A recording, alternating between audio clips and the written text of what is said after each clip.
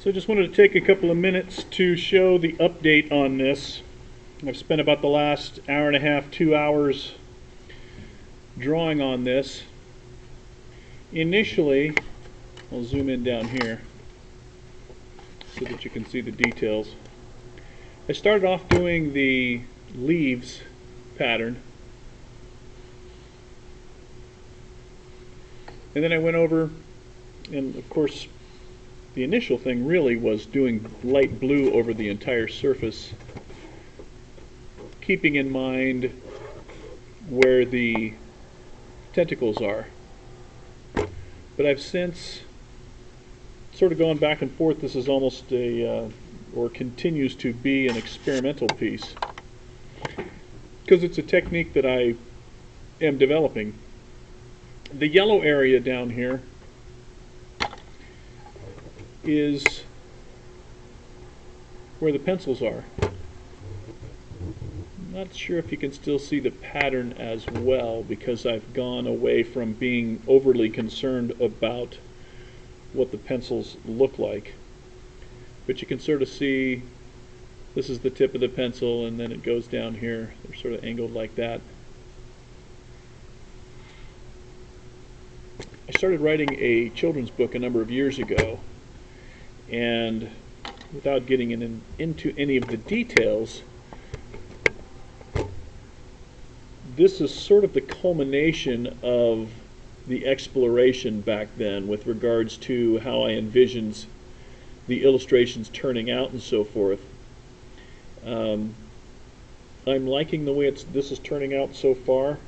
Some of the other features of this is that it's layered in such a way as I could actually include as part of the illustration. I wasn't quite sure how I was going to do it, probably in Photoshop or Illustrator or a combination of the two.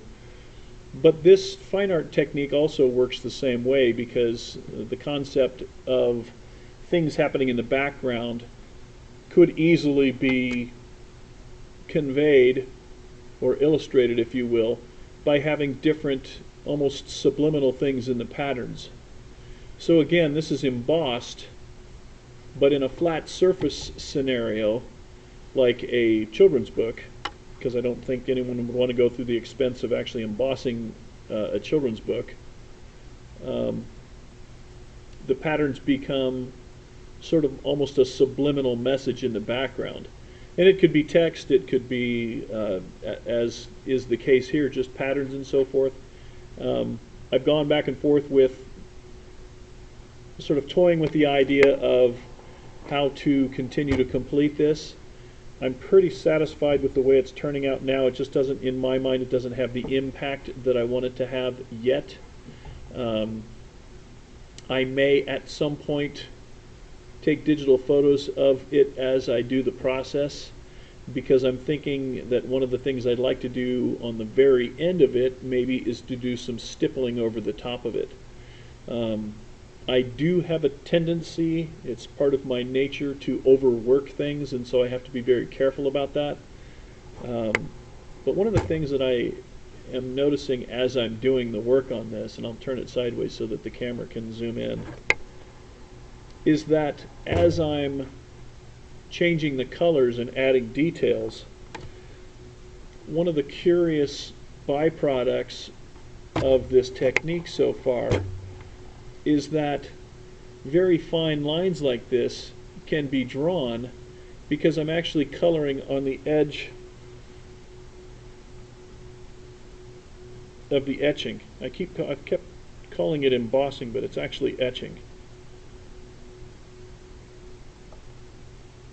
So just by putting the pencil and going over the surface where the etching goes, I can build up the color slowly, which, as I said earlier, is one of the challenges I have, or my students have, and even people in general. One of the things that I have been challenged with in the past with regards to my artwork is that I have the desire to get through it very quickly so that I can get to the finished product, and that's precisely the challenge that my students have. They just want to get done and say, okay, what's next? What I'm finding, though, is, and this is something that I don't know that I ever really figured out before. Maybe it just has to do with maturity. Sort of an understatement. But the maturity part of it is that the doing of the art in my current experience, or I should say not doing art for so many years, but the current doing of this particular piece of artwork is as pleasurable and fulfilling as whatever the final piece ends up looking like. So if I screw something up on here, as I said, I will probably start taking a series of digital camera photos of it, and maybe the next time I do it, stop a little bit sooner or not overwork it. But again, that's an issue that I'm trying to instill in my students as well. Because this thing could, as is the case with many art forms, this thing could get out of hand really quickly. And the last thing I want to do is destroy it. So whether I ultimately come up with a time frame and say, okay, that's it, I'm only going to spend X number of hours on this, and then be done with it, or just enjoy the almost watercolor look to it, because I'm still liking a lot of the transparency here. I will build up the color in here to better define the tentacles, because that's the area that I'm not as satisfied with.